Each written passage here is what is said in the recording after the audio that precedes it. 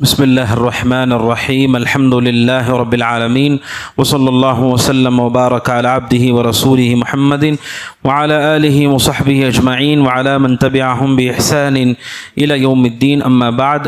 اللہ سبحانہ وتعالیٰ کے قرآن میں شرک اور اہل شرک پر بہت زیادہ رد کیا گیا ہے۔ قرآن مجید سورہ سبا آیت نمبر 22 اور 23 کا ابتدائی حصہ قرآن مجید کی ایسی آیت ہے جس نے شرک کے سارے اصولوں کو توڑا ہے۔ ایک ایسی آیت ہے اگر ہم میں سے ہر شخص اسے سمجھ لے دنیا کے ہر شرک سے وہ دور ہو جائے گا اور اسے معلوم ہو جائے گا کہ ہر شرک باطل ہے اور جو کچھ لوگ اللہ کے سوا پکار رہے ہیں وہ باطل ہے۔ اللہ سبحانہ وتعالیٰ کہتا ہے قُلِ ادْعُوا الَّذِينَ زَعَمْتُم مِّن دُونِ اللَّهِ، اے اللہ کے نبی کہیے ان لوگوں سے تم پکارو جن کو تم اللہ کے سوا معبود مانتے ہو، ان کو پکارو۔ لا يملكون مثقال ذرة في السماوات ولا في الارض، اللہ کو چھوڑ کر جن کو تم پکارتے ہو وہ زمین اور آسمانوں میں ذرہ برابر کے بھی مالک نہیں ہیں۔ اصل میں دنیا میں جتنا بھی شرک پایا جاتا ہے اس کی ایک وجہ ہے، چاہے مسلمان کرتے ہوں یا پھر جو غیر مسلم ہیں وہ کرتے ہوں۔ کوئی آدمی کیوں کسی غیر جاندار کے سامنے جا کے سر جھکائے گا؟ اس کے پاس بھی تو عقل ہے، اسے معلوم ہے کہ وہ پتھر جو کہیں پر رکھا ہوا ہے اور ایک پتھر کہیں رکھا ہوا ہے وہاں پہ وہ جھک رہا ہے تو ایسے ہی وہ نہیں جھکتا ہے۔ کسی آستانے پہ کوئی آدمی ایسے ہی سر نہیں رکھتا ہے، اس کے پیچھے وجہ ہوتی ہے۔ کیا وجہ ہوتی ہے؟ انہیں لگتا ہے کہ اس سے انہیں نفع ہوگا۔ سارے انسان دنیا میں اللہ کے ساتھ شرک کرتے ہیں نفع کی امید میں کہ ہمیں اس سے فائدہ ہوگا یا نقصان دور ہوگا۔ اسی وجہ سے سارے مشرکین مکہ اللہ کے ساتھ جن بتوں کو وہ شریک کرتے تھے، حالانکہ انہیں اللہ کے بارے میں معلوم تھا، وہ اس لیے شریک کرتے تھے تاکہ وہ اللہ کے سامنے ان کی سفارش کرے اور انہیں نفع ہو۔ اور آج بھی مسلمان اللہ کو چھوڑ کر رسول کو پکارتے ہیں، اس لیے پکارتے ہیں انہیں لگتا ہے کہ رسول ہماری مدد کریں گے۔ وہ یا رسول اللہ کہتے ہیں یا علی کہتے ہیں یا فلاں اور یا فلاں کہتے ہیں، انہیں یہ امید ہے کہ یہ ہماری آواز کو سنتے ہیں اور ہمیں اس سے فائدہ ہوگا۔ یعنی سارا مسئلہ شرک کا فائدے پر جڑا ہوا ہے۔ قرآن کی یہ آیت شرک کے پورے جڑوں کو کاٹتی ہے۔ لوگ کسی سے نفع کی امید کیوں رکھتے ہیں؟ اس کی پہلی وجہ یہ ہوتی ہے انہیں یہ گمان ہے کہ یہ بھی مالک ہیں۔ مثال کے طور پر آپ میرے پاس آئیں اور آپ کہیں کہ آپ مجھے یہ چیز دے دیجئے، مجھے ضرورت ہے، تو میرے پاس آنے سے پہلے آپ کا یہ عقیدہ ہے کہ اس چیز کا میں مالک ہوں اور میں آپ کو دے سکتا ہوں، اسی لیے آپ میرے پاس آتے ہیں اور کہتے ہیں۔ تو سب سے پہلی وجہ شرک یہ ہوتی ہے کہ لوگ اللہ کے سوا دوسروں کے بارے میں عقیدہ رکھتے ہیں کہ یہ مالک ہے۔ اللہ تبارک و تعالیٰ نے یا تو انہیں اختیارات دے دیے ہیں یا پھر وہی اصل معبود ہے۔ جیسے غیر مسلم ہیں وہ اللہ کے علاوہ کسی اور کو حقیقی معبود سمجھتے ہیں، یا مسلمان ہیں اللہ کو معبود مانتے ہیں لیکن ان کا یہ عقیدہ ہے اللہ نے سارے اختیارات اپنے رسول کو دے دیے ہیں، انبیاء کو دے دیے ہیں، اولیاء کو دے دیے ہیں، قطب کو دے دیے ہیں، ابدال کو دے دیے ہیں۔ اب وہی پوری دنیا کا نظام چلاتے ہیں، ان کے پاس نفع نقصان، صحت بیماری، اچھائی اور برائی، ہار جیت، ہر ایک کا ان کے پاس اختیار ہے۔ جب آدمی سامنے والے کو مالک سمجھتا ہے تب جا کر کے وہ اللہ کے ساتھ اسے شریک کرتا ہے۔ قرآن کی آیت کا پہلا حصہ یہ کہتا ہے اللہ سبحانہ وتعالیٰ کے علاوہ اس پوری آسمانوں اور زمینوں میں کوئی بھی شخص، کوئی بھی مخلوق، مالک تو دور کی بات ہے، مثقال ذرہ، ذرے کے بھی مالک نہیں ہوں۔ موت، حیات، زندگی، بیماری، علاج اور شفا یہ تو بہت دور کی بات ہے۔ اللہ کہتا ہے ہم نے ذرے کا بھی کسی کو اختیار نہیں دیا ہے۔ اس کائنات، اس زمین پہ رسول سے افضل کوئی انسان نہیں آیا ہے۔ سب سے بہترین انسان اللہ کے رسول ہے علیہ الصلوۃ والسلام۔ آپ سے بہتر انسان اس زمین نے، اس آسمان نے کبھی نہیں دیکھا ہے۔ اس رسول کے بارے میں اللہ کہتا قل لا املک لنفسی نفعا ولا ضرا، اے اللہ کے نبی آپ کہہ دیجئے لوگوں کو میں اپنے نفس کے نفع اور نقصان کا بھی مالک نہیں ہوں۔ جب میں اپنے نفس کے نفع نقصان کا مالک نہیں تو پوری کائنات کا مالک کیسے ہوں؟ جب میں اپنا ہی مالک نہیں ہوں تو اللہ نے اپنے رسول سے اعلان کروا دیا کہ کائنات میں کسی کو کوئی اختیار نہیں دیا گیا، کوئی مالک نہیں ہے۔ یہ پہلی بنیاد ہے شرک کرنے کی کہ لوگ یہ سمجھتے ہیں کہ ان کے پاس اختیارات ہیں۔ اور دوسری وجہ اللہ سبحانہ وتعالیٰ کہتا ہے وَمَا لَهُمْ فِيهِمَا مِنْ شِرْک، کہ اللہ تبارک و تعالیٰ نے کے علاوہ کوئی مالک بھی نہیں اور اللہ کا کوئی شریک نہیں ہے۔ شریک کا مطلب کیا ہے؟ ایک چیز کے دو مالک ہو سکتے ہیں، تین مالک ہو سکتے ہیں۔ کوئی کاروبار چلا رہے ہیں تینوں کے تینوں مالک ہیں اور برابر برابر ان میں نفع تقسیم ہوتا ہے۔ اللہ کے علاوہ کوئی مالک بھی نہیں ہے، نہ اللہ کا کوئی شریک ہے۔ ایسا نہیں ہے کہ آسمان کے اختیار اللہ کے پاس ہے اور زمین کا اختیار کسی اور کے پاس ہے۔ اللہ کا کوئی شریک نہیں ہے جو اس کے ساتھ، اس کی ملکیت میں، اس کی طاقت میں، اس کی قدرت میں اس کے ساتھ ہو۔ یعنی شرک کی دوسری وجہ یہ ہوتی ہے کہ لوگ ایک ساتھ کئی لوگوں کو یہ سمجھتے ہیں کہ یہ سب مل کر نظام چلاتے ہیں، جیسے غیر مسلموں کے پاس پایا جاتا ہے۔ قرآن اس کا بھی انکار کرتا ہے کہ اللہ سبحانہ و تعالیٰ کے علاوہ کوئی اس کا شریک بھی نہیں، یعنی دوسری بنیاد کو بھی اللہ سبحانہ و تعالیٰ نے ختم کر دیا۔ اور تیسرا اللہ سبحانہ و تعالیٰ کہتا ہے وَمَا لَهُ مِنْهُمْ مِنْ ظَهِيرٍ، لوگ اللہ کے سوا دوسروں کو اس لیے بھی پکارتے ہیں، انہیں لگتا ہے ٹھیک ہے مالک نہیں ہے، اللہ کے پارٹنر بھی نہیں ہے، لیکن یہ اللہ کے وزیر ہیں، اللہ کے مددگار ہیں، اللہ کا نظام چلانے میں اللہ سبحانہ و تعالیٰ کے یہ معاون ہیں۔ اللہ سبحانہ و تعالیٰ کہتا ہے کہ میرا کوئی معاون نہیں ہے، مجھے معاون کی ضرورت ہے، مددگار کی ضرورت ہے، کیونکہ میرے پاس اختیارات زیادہ ہیں اور میرے پاس کنٹرول کرنے کی صلاحیت نہیں، میری عقل محدود ہے اور میری زبان بھی محدود ہے، لہٰذا مجھے کسی کا ساتھ چاہیے، میں کہتا ہوں میری مدد کر دو۔ اللہ تعالیٰ کہتا ہے میرا کوئی مددگار نہیں ہے۔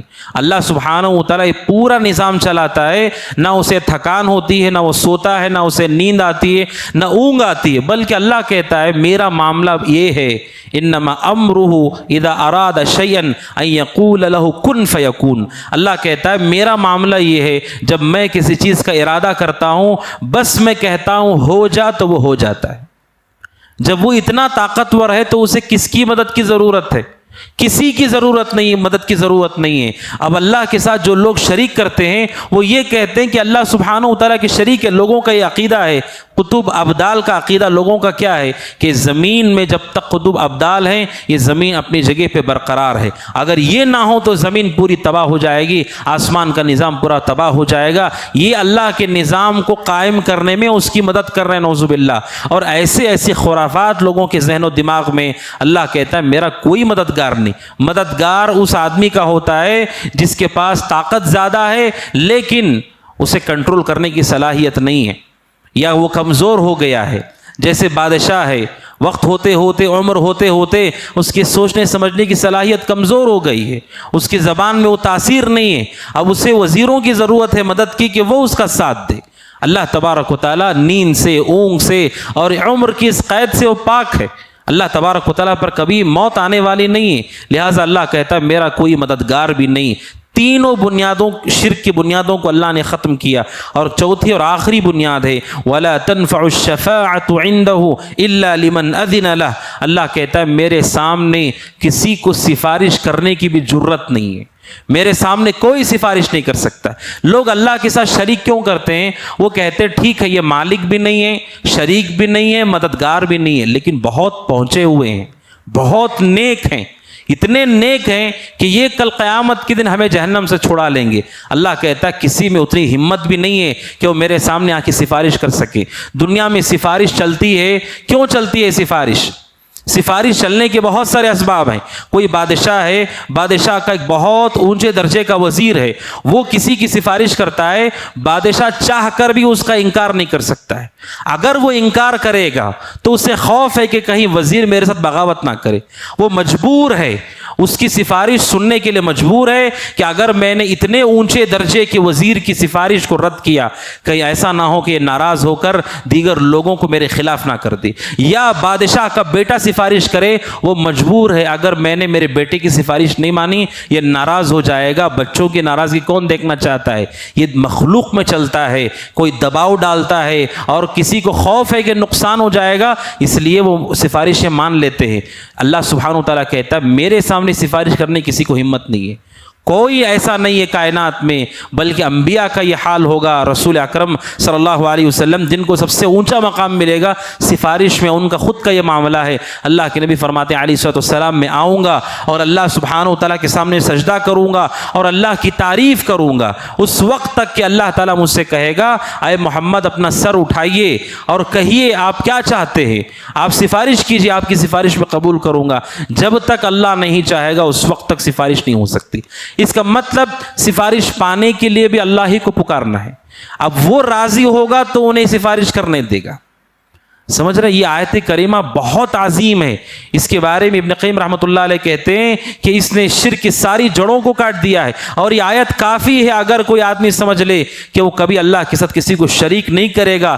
کائنات میں اللہ سبحانہ و تعالیٰ کے علاوہ کوئی مالک نہیں, کوئی اللہ سبحانہ و تعالیٰ کا شریک نہیں, کوئی مددگار نہیں, کسی کو سفارش کرنے کی ہمت نہیں ہے, جرت نہیں ہے, سوائے یہ کہ اللہ خود اجازت دے. جب سامنے آپ جس کے جھک رہے ہیں, نہ وہ مالک ہے, نہ وہ شریک ہے, نہ وہ مددگار ہے, نہ وہ سفارش کرتا ہے, پھر کیوں آپ اس کے سامنے سر جھکا رہے ہیں؟ یہ قرآن مجید کی آیت واضح آیت ہے جو شرک کو ہر طرح سے رد کرنے والی آیت ہے. کاش کہ اس آیت کریمہ پہ ہر مسلمان غور کرے. اس میں بہت ساری نصیحتیں ہیں, عبرتیں ہیں. حضرت عبداللہ بن عباس رضی اللہ تعالیٰ عنہما کے بارے میں ابن رجب رحمۃ اللہ نے نقل کیا ہے. وہ کہتے تھے بسا اوقات کہ میری خواہش ہے کہ جب میں قرآن پڑھتا ہوں اور قرآن کہ آیتوں سے میں گزرتا ہوں, جو مجھے سمجھ میں آ رہا ہے وہ آیتیں پڑھ کر کے میری خواہش ہے کہ ہر مسلمان کو وہ سمجھ میں آئے. میری خواہش ہے کہ کاش وہ سارے مسلمان سمجھ پائیں, کیونکہ ان آیتوں میں شرک کا رد ہے, توحید کی اہمیت ہے, سنت کی عظمت ہے, بدعات کا رد ہے. کاش کہ لوگ اسے سمجھ پائیں. عبداللہ بن عباس کہتے ہیں میری خواہش ہوتی ہے کہ جو میں سمجھ پا رہا ہوں ان آیتوں سے, کاش کہ لوگ بھی اسے سمجھیں. قرآن مجید کی بعض آیتیں ایسی ہیں جو اصول کی حیثیت رکھتی ہیں کہ یہ قواعد ہیں, ان سے ہر طرح کے شرک کا رد ہوتا ہے. اب اللہ سبحانہ و تعالیٰ کے ساتھ شریک کرنے والوں کے لیے کوئی حجت, کوئی دلیل, کوئی برہان باقی نہیں ہے. آج لوگ کیا کہتے ہیں, ہم انہیں اللہ سبحانہ و تعالیٰ کے ساتھ شریک نہیں کرتے, ہم یہ مانتے ہیں کہ اللہ کے سامنے ہماری وہ سفارش کریں گے. سفارش اللہ کی ذات کے بغیر کوئی نہیں کرے گا. اب اللہ سبحانہ و تعالیٰ ہی اس کا مالک ہے. اسی لیے مشہور حدیث ہے صحیح مسلم کی, رسول اکرم صلی اللہ علیہ وسلم کے ایک صحابی ہیں جو رسول صلی اللہ علیہ وسلم کی خدمت کیا کرتے تھے. اللہ کے نبی صلی اللہ علیہ وسلم نے ایک دن ان سے پوچھا کہ تمہاری کیا خواہش ہے؟ تو انہوں نے کہا اللہ کے نبی مجھے جنت میں آپ کی صحبت چاہیے, میں جنت میں آپ کا ساتھ چاہتا ہوں. آپ سوچئے رسول سے وہ کہہ رہے ہیں جنت میں آپ کا ساتھ مجھے چاہیے. تو اللہ کے نبی نے کہا اگر تمہیں جنت میں میرا ساتھ چاہیے تو اللہ کے سامنے کثرت سے سجدے کرو, کثرت سے اللہ کے سامنے سجدے کرو. کیا مطلب ہے کہ جنت میں میرے ساتھ پا لینا یہ میرے اختیار میں نہیں کہ میں تمہیں دے دوں. اگر تمہیں میرا ساتھ چاہیے تو تمہیں اللہ کے سامنے سجدہ کرنا ہے, وہ راضی ہوگا تو تمہیں میرے ساتھ جنت میں درجہ ملے گا. اپنے صحابہ کو بھی آپ نے یہی سکھایا کہ شرک کی ساری بنیادوں کو توڑ دیا گیا ہے, لہٰذا اللہ سبحانہ و تعالیٰ کے علاوہ کسی کو پکارنے کے لیے کوئی دلیل کتاب و سنت میں موجود نہیں. یہ گمراہی اور ضلالت کے سوا کچھ نہیں ہے. لیکن افسوس کی بات ہے کہنے والوں نے کیا کیا کہا ہے. آپ نے وہ سنا ہوگا مشہور کہنے والے قوال نے کہا کہ غیب سے ایک آواز آئی. آواز کیا کہتی ہے کہ اللہ تعالیٰ کہتا ہے کہ میرے پلے میں وحدت کے سوا کچھ نہیں ہے, میں اکیلا ہوں, یکتا ہوں, بس یہی میرے پاس ہے, اور تمہیں جو کچھ تمہیں لینا ہے وہ تمہیں محمد سے لینا ہے, میرے پاس کچھ نہیں ہے. آپ سوچئے اللہ سبحانہ و تعالیٰ کہتے ہیں میرے علاوہ کوئی ذرے کا بھی مالک نہیں ہے, اور لوگ کہہ رہے ہیں اللہ کہتا ہے میرے پاس کچھ نہیں ہے, جو تمہیں مانگنا ہے جا کے محمد سے مانگ لو. یہ قرآن مجید کی صریح آیتوں کا انکار نہیں تو اور کیا ہے. جب اللہ تبارک و تعالیٰ کے علاوہ کوئی ذرے کا بھی مالک نہیں ہے, نفع نقصان زندگی اور موت کا کون مالک ہے؟ رسول اکرم صلی اللہ علیہ وسلم کو آپ دیکھیے کہ آپ کے اوپر بھی آزمائشیں آئیں, آپ کے صحابہ پر بھی آزمائشیں آئیں. اگر آپ کے پاس پورا اختیار ہے, اب میرے پاس اختیار ہے, ہر طرح کا اختیار ہے, آپ کے پاس اختیار ہے. اگر آپ دیکھیں کہ کوئی آدمی سامنے کوئی مسلمان ہے جو بڑی تکلیف میں ہے, بڑے درد میں ہے, بڑے کرب میں ہے, آپ کے پاس طاقت ہے, وہ بیماری میں ہے, وہ موت کے گھاٹ اتر رہا ہے, آپ کے پاس اگر اختیار ہے تو کیا آپ چھوڑ دیں گے اس کو؟ اگر آپ کے پاس اختیار ہے آپ اسے نہیں چھوڑیں گے. اگر رسول کے پاس یہ اختیار ہے, آپ کے سامنے آپ کے صحابہ شہید ہوئے, آپ کی بیوی دنیا سے رخصت ہوئی, آپ کے بیٹے نے آپ کے ہاتھ میں دم توڑا, آپ کے پاس اگر یہ اختیار ہے تو پھر آپ نے اپنے اختیار کا استعمال کیوں نہیں کیا؟ اللہ سبحانہ و تعالیٰ کے علاوہ کوئی اختیار نہیں رکھتا ہے. اللہ کے نبی چاہتے تھے میرے چچا ہدایت پر آئے, لیکن آپ کے پاس اس کا اختیار نہیں تھا. حضرت نوح علیہ السلام نے اتنے سالوں تک دعوت کا کام کیا, ہدایت کا اختیار ان کے پاس نہیں ہے. ایک نبی 950 سال تک زندہ ہے اور محنت کر رہا ہے, تب بھی اللہ نے ہدایت کا اختیار انہیں نہیں دیا, کیونکہ ذرے کا بھی اختیار اللہ نے کبھی کسی کو نہیں دیا ہے, وہ صرف اسی کے پاس ہے. اور یہ اللہ کی خاصیت ہے، اللہ کی صفات میں سے ہے کہ ہم یہ مانتے ہیں کہ اللہ تبارک و تعالیٰ اکیلا تدبیر کرنے والا، معاملات کا اختیار رکھنے والا ہے، اس کے ساتھ اس کا کوئی شریک نہیں ہے۔ انبیاء تو چھوڑیے، لوگوں نے صحابہ کو، حضرت علی رضی اللہ تعالیٰ عنہ کے بارے میں کیا عقیدہ ہے؟ کہتے ہیں کوئی بھی مصیبت ہو نادی علین، علی کو پکارو، تمہاری ہر مصیبت میں وہ تمہاری مدد کرے گا، ہر مصیبت میں۔ روافض سے لے کر کے بہت سارے لوگ یہ کہتے ہیں، اور خود یہ کہتے ہیں کہ جب ان کی بیوی حضرت فاطمہ اپنا حق مانگنے کے لیے گئیں تو حق نہیں دیا گیا، اور یہ بھی کہتے ہیں انہیں شہید بھی کر دیا گیا۔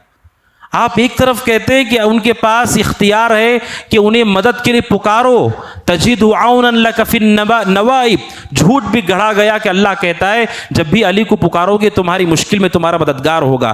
ان کی خود کی بیوی گئی، ان کے قول کے مطابق دربار میں گئی، اپنا حق مانگا، حق نہیں ملا اور واپس آ گئی، اور پھر کسی نے دھمکی دی، ان کے گھر کو جلا دیا۔ یہ سب جھوٹ بولا جاتا ہے۔ آپ سوچئے ایک انسان جو پوری دنیا میں نفع نقصان، زندگی موت کا اختیار رکھنے والا زندہ ہے، اور اپنی بیوی کو دیکھ رہا ہے وہ، اس لیے کہ حضرت علی اپنی بیوی کی وفات کی کئی سالوں تک زندہ رہے، باحیات رہے، پھر آپ نے اپنی بیوی کی مدد کیوں نہیں کی؟ زندگی میں نہیں کی۔ اور آپ جب دنیا سے چلے گئے، آپ کے بیٹے حضرت حسین رضی اللہ عنہ وہ کربلا میں شہید ہوئے۔ اب پوری دنیا کو سبق سکھاتے ہیں اللہ کے سوا پکارو، علی کو ہر طرح مدد کرتے ہیں۔ ان کا خود کا بیٹا سن 60 ہجری میں حضرت حسین رضی اللہ تعالیٰ عنہ کے ساتھ کیا ہوا؟ حضرت حسین رضی اللہ تعالیٰ عنہ شہید کر دیے گئے کربلا کے میدان میں۔ کیا حضرت علی ان کی مدد کرنے کے لیے آئے؟ جب آپ یہ کہتے ہیں کہ وہ پوری کائنات کا اختیار ہے، قیامت تک کے لوگوں کو یہ سبق سکھا دیا گیا کہ مشکل میں پکارو رسول کو، پکارو علی کو، خود ان کی زندگیوں میں وہ اللہ سبحانہ و تعالیٰ کے علاوہ کسی سے مدد نہیں مانگتے تھے، اور وہ جانتے تھے کہ ہمارے پاس یہ اختیار نہیں ہے۔ یہ لوگوں نے بعد میں اللہ کے توحید میں شرک کی ملاوٹ کیے، اور قرآن مجید کی آیتیں انکار کرتی ہیں کہ کوئی اس کا مالک نہیں ہے، نہ حضرت علی اس کے مالک ہیں۔ حضرت علی رضی اللہ عنہ دنیا سے کیسے گئے؟ وہ نماز پڑھ رہے تھے، حالت نماز میں کسی نے ان پہ حملہ کیا۔ انہیں نہیں معلوم کہ کوئی آدمی حملہ کر رہا ہے، انہیں نہیں معلوم کہ انہیں کوئی شہید کرنے کے لیے چھپا ہوا ہے اور ان کے لیے گھات لگائے ہوئے ہیں، انہیں اس کا علم نہیں ہے۔ یہ رسول اکرم صلی اللہ علیہ وسلم کا معاملہ بھی ہے، اور دسیوں واقعات اس کی دلالت کرتے ہیں۔ قرآن مجید کی آیت سورہ سبا کی آیت نمبر 22 اور 23ویں آیت کا ابتدائی حصہ 4 بنیادیں ہیں شرک کی، اور چاروں بنیادوں کو کاٹ دیا گیا۔ اللہ سبحانہ و تعالیٰ کے علاوہ کوئی اس قابل نہیں ہے کہ اس کی عبادت کی جائے۔ اللہ سبحانہ و تعالیٰ سے دعا کہ اللہ تبارک و تعالیٰ ہم سب کو ان آیتوں کو سمجھنے کی توفیق عطا فرمائے، آمین۔ ھذا وصلی اللہ وسلم علی نبینا محمد وعلی آلہ وصحبہ اجمعین۔ السلام علیکم ورحمۃ اللہ وبرکاتہ۔